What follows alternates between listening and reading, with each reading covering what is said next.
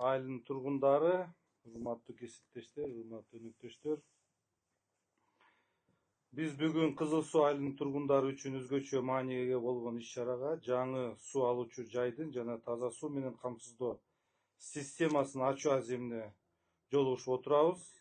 Эми азыр биздин урматтуу акимибиз айтып кетти, 1960-жылы курулган экен, эскерип, мындай биздин маалымат боюнча 30-40% эле элибиз ушул суу менен камсыз болуп калган экен, калганы кыйынчылык учурап, тез өчүп, суулар келбей калган да. Ошонун баарын биз эске алып, бул долбоорго урматтуу биздин президентибиз мыйзамга кол коюп, мыйзам аркылуу бизге ушул жол ачып берди, урматтуу туугандар.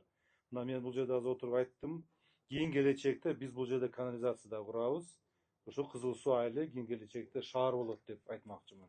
Бул да сиздерге мындай чоң жардам, чоң салым деп айтмакчыбыз. Бул да президенттин колдоосу. Урматтуу калайык калк, бул объект жөн эле инженердик объект эмес. Ар бир жаранган кам көргөн, айылдын социалдык жана экономикалык өнүгүүсүнө салым кошкон, калктын ден соолугун сактоого шарт түзгөн, министрлик жана Дүйнөлүк банктын техникалык колдоосу менен ишке ашырылган бул өтө маанилүү долбоор, урматтуу агайын туугандар. Биз азыр көрүп чыктык. Кыргызстан боюнча мен ачык айтканда канча суу системалары, таза суу системаларын ачып келатам. Жакшынакай сонун долбоор болуптур. Ошого бул жерде дагы сиздерге мындай бир кайрылуу дагы болот.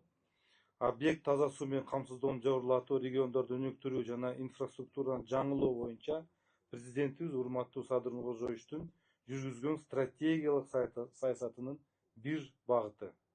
316 миллион 783 миң сомдук долбоорду ишке ашырууда экологиялык коопсуздук маселесине өзгөчө маани берилип, Ысык көл уникалдуу экосистемасына шайкеш келтирилди.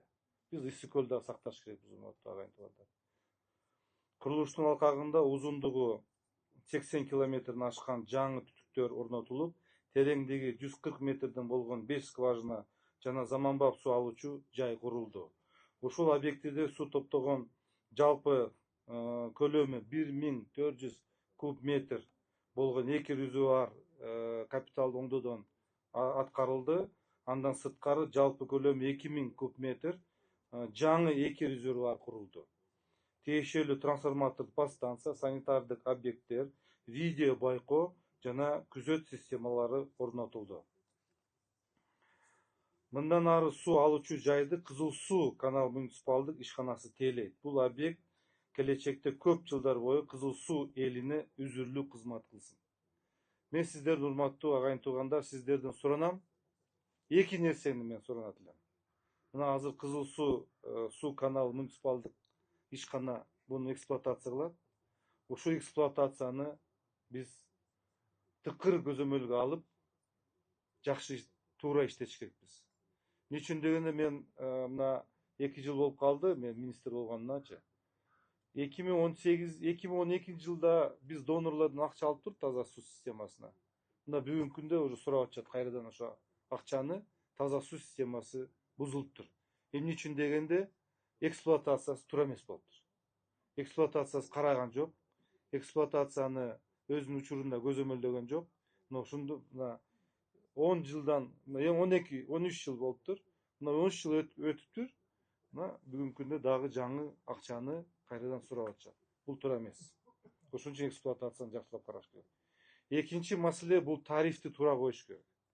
Урматтуу агайын туугандар, тарифти туура койбосоңор, анда эгерде өзүн актабаса, анда бул банкрот болуп, анан кийин каралбай калат дагы, эксплуатация жакшы болбой калат да. Ошон үчүн тарифти дагы сиздер туура түшүнүп, бул ошол долбоор, таза суу системасы 100 жыл иштеш керек. Анын үчүн биз тарифти жана эксплуатацияны туура багытталып жүрүш керекпиз да, урматтуу агайын туугандар. Бүгүн ачылып жаткан суу алуучу жай өлкөдө ишке ашып жаткан көптөгөн долбоордун бири гана. Ошол сыяктуу объектилер Ысык көл областынын Бөкөнбаев жана Кажы Сай айылдарында жакынкы арада пайдаланууга берилет. Мындан тышкары Баткен областында 3 объектиде курулуш, 25 объекти боюнча долбоорлоо иштери жүрүп жатат. Эми кыскача сиздерге Кыргызстан боюнча да айтып кетейин. Өлкө боюнча таза суу менен камсыздоо иштерин айтып кетсем, бүгүнкү күндө карата өлкө боюнча таза суу секторуна 556 миллион доллар инвестиция тартылып, 25 шаарда жана 600 айылда таза суу системалары курулуп жатат. Анын ичинде 123 айылда курулуш жумуштарды бүтүрдүк. 119 айылда курулуш жумуштары жүрүп жатат. 358 айылда долбоордук сметалык документтер даярдалып жатат. Мен мына сиздер аркылуу мен кайрылып кетет элем ушу айыл өкмөттөргө. Эгерде кимде ушул айылында таза суу жок болсо, сиздер тез арада ПСДни жасасаңар, курулуш иштерин биз жасайбыз. Курулуш иштерин биз жасайбыз. Сиздерге баарыңыздарга жарыя да. Мындан сырткары быйылкы жылы 156 айылдын жана 3 шаардын таза жана саркындуу суу маселесин чечүү үчүн 275 миллион доллардык каражат тартылып, долбоорлор ишке ашырыла баштады. Ошондой эле 179 айылга ТО жана ПСД документтерин даярдоого 3 миллион доллар гранттык инвестициялар тартылып, тиешелүү долбоор ишке ашырылып жатат. Биздин министрлик өнөктөштөр менен биргеликте Ысык Көл областында таза жана саркындуу системаларын жакшыртуу боюнча иштерди активдүү жүргүзүп жатат. Айтып кетсем, Дүйнөлүк банктын дагы бир долбоорунун алкагында Ысык Көл областынын 15 айылында таза суу системасын пайдаланууга берилди. Ал эми 2 айылда иштер аяктоо алдында турат. Андан сырткары Дүйнөлүк банк жана бир катар каржы институттарынан бөлүнгөн 200 миллион долларлык дагы бир долбооруна Ак Суу районунун таза сууга муктаж 15 айылды сунуштадык.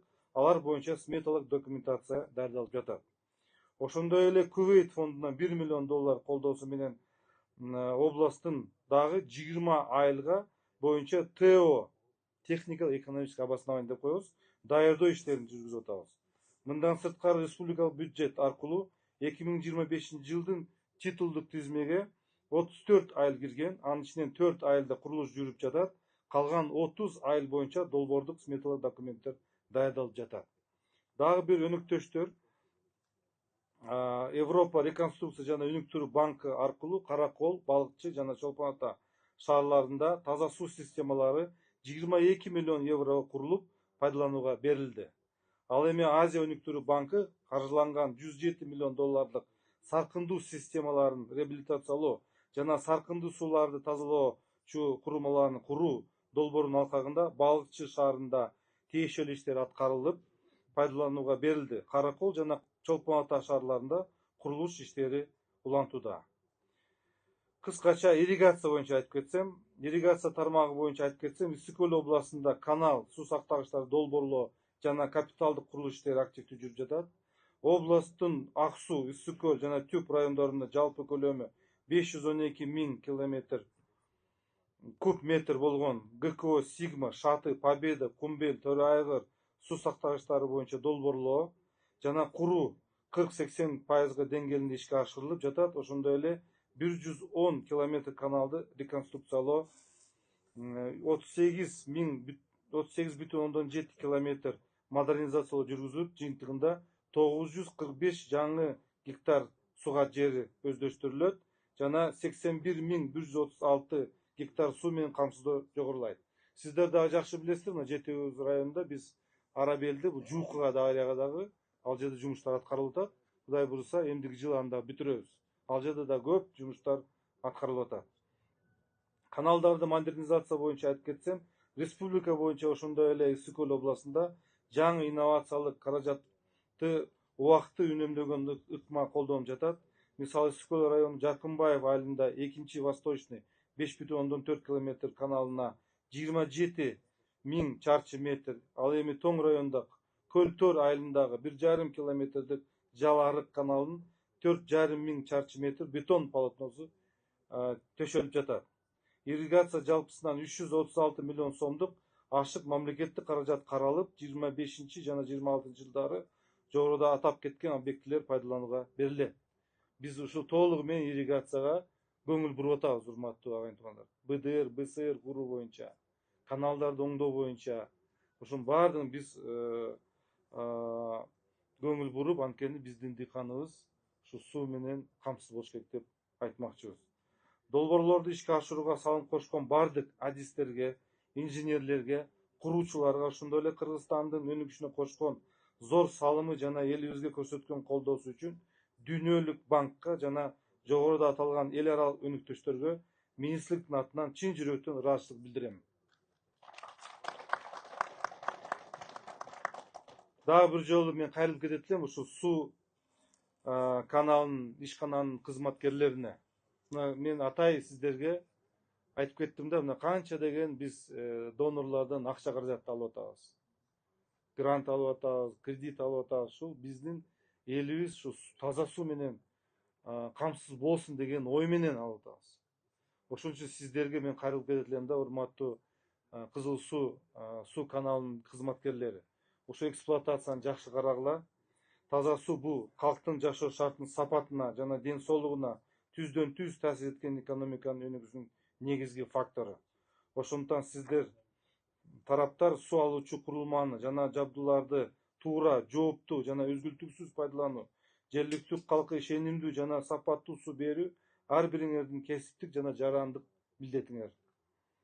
Сиздер мындан ары жаңы курулган системаны узак мөөнөттүү, натыйжалуу эксплуатациясын камсыздап, элдин ишенин актап, кызматты абийир менен аткарасыздар деп мен ишенем. Урматтуу Кызыл суу айылынын тургундары, бүгүнкү маанилүү окуя бул инфраструктуралык объектти ачуу гана эмес, жергиликтүү калктын жашоо шартын жакшыртууга карай багытталган кадам. Дагы бир жолу сиздерди баарыңыздарды куттуктайм.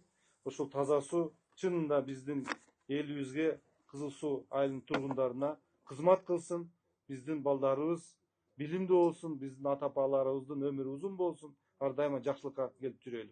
Чоң рахмат. Рахмат. Кийинки